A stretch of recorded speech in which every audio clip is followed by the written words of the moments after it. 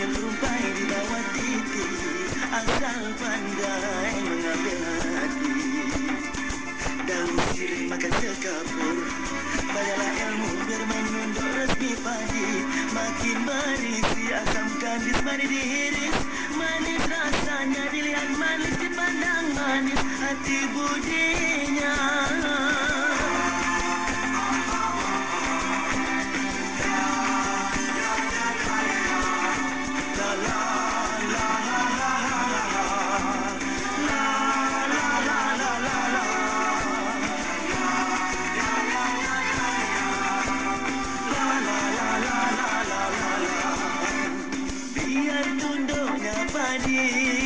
Makin menunduk makin berisi, manis dilihat manis, dipandang manis hatinya budi.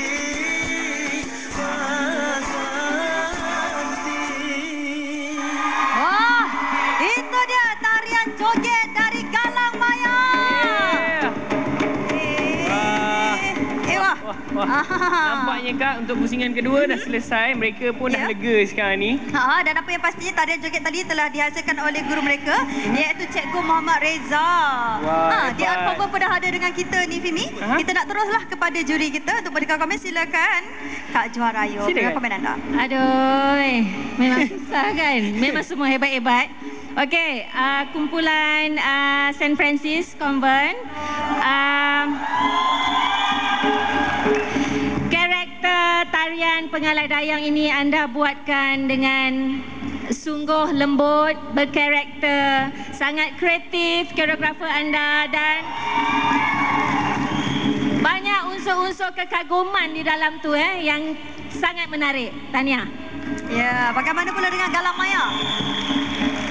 Dan grup Galang tradisional bebas. Tarian anda sangat menghiburkan, tidak kurang juga hebatnya dan anda sangat enjoy on stage. Tahniah. Terima kasih. Jadi Encik Zulkarnain, komen anda? Okey, untuk kedua-dua kumpulan ya.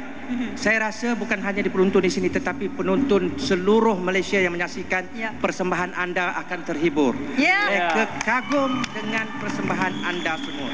Ya, terutamanya macam kata Pengalai Dayang bukan senang membawa tarian ini kerana dia mempunyai karakter perwatakan dan anda berjaya membawanya. Ya, itu dia untuk dia uncovered. Dengan kumpulan Sekolah Meranti tarian joget yang anda pamerkan tadi itu juga mempunyai perwatakan. Tahniah, cantik persembahan anda. Terima kasih. Okey, baiklah Kak.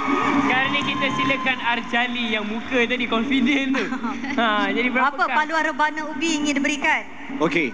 Untuk grup yang pertama, saya bagi 9. 9 untuk dia uncovered. 1, 2, 3, 4, 5, 6, 7, 8, 9. Dan untuk grup yang kedua juga 9. 1, 2,